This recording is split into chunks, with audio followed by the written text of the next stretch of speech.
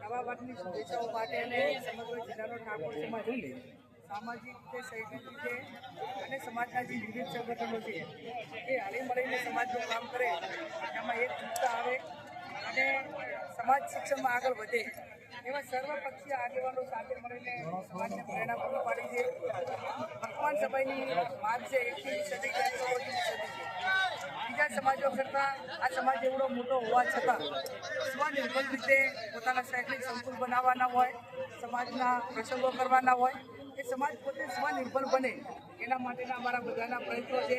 રાજકારણની વાત આવે ત્યારે પોતપોતાની પક્ષની વિચારધારા પ્રમાણે જે પોતે લોકશાહીની અંદર સ્વતંત્ર છે પણ બીજા સમાજો સમાજનું કામ સાથે મળીને એકજૂટ થઈને કરે એવું કામ ઠાકોર સમાજના આગેવાનો સાથે મળીને સમગ્ર સમાજના વિવિધ સંગઠનો સાથે રાખીને કરે એ સંદેશો આપવા માટે આજે સમગ્ર જિલ્લાનું એક સ્નેહ મિલન અને આવનાર સમયમાં દરેક બોર્ડ પ્રમાણે સમાજ પોતે કઈ રીતે ખર્ચા ઘટાડી શકે, પોતાના રીત રિવાજોમાં વર્તમાન જે યુગ છે એને ધ્યાનમાં રાખીને કઈ રીતે સુધારા લાવી શકે અને કઈ રીતે સમાજને ઉપયોગી થઈ શકે એના માટેની અલગ અલગ મિટિંગો કરવામાં આવશે.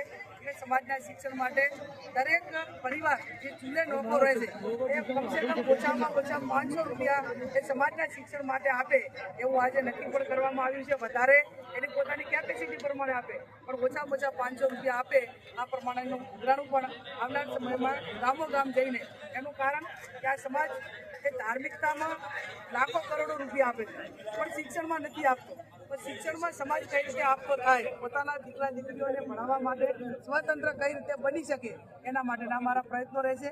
અને જિલ્લા કક્ષાએ એકાદ 2 કરોડનું શૈક્ષણિક સંકુલ ભલે નાનું તો નાનું પણ 50-100 વિદ્યાર્થીઓને ભણે એવું આખા જિલ્લાનો કોઈ પણ તાલુકાનો વિદ્યાર્થી આ રહીને ભણી શકે એના માટેનું પણ આ સાથે મળીને આયોજન કર્યું છે. શક્ય એટલું વહેલું થાય એવા અમારા બધાના પ્રયત્નો. સ્થાનિક સ્વરાજ્યોની ચૂંટણીઓ પહેલા જ સતત બૃહદ બનાસકાંઠામાં સતત બીજું સંમેલન ક્યાં શક્તિ પ્રદર્શન.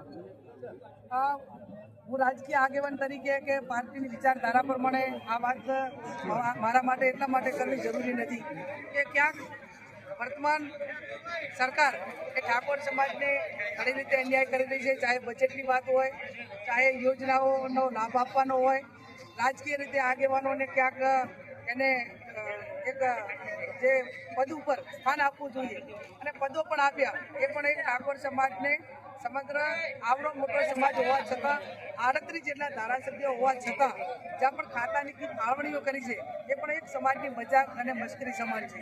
એટલે જે પ્રધાનમંડળનું જે વિતરણ થયું એમાં પણ સમાજને જે પ્રભુત્વ મળવું જોઈએ અને જેના ખાતાકીય ફાળવણી થવી જોઈએ એમાં પણ હું માનું ત્યાં સુધી ક્યાંક અન્યાય થયો હોય એવું મને પોતાને લાગે છે. વિપક્ષ શાસક પક્ષ તરીકે એ ન બોલી શકે પણ વિપક્ષ તરીકે અમે બોલી શકીએ કે વર્તમાન સરકારે ઠાકોર સમાજને ખાતાકીય ફાળવણીમાં અન્યાય કર્યો.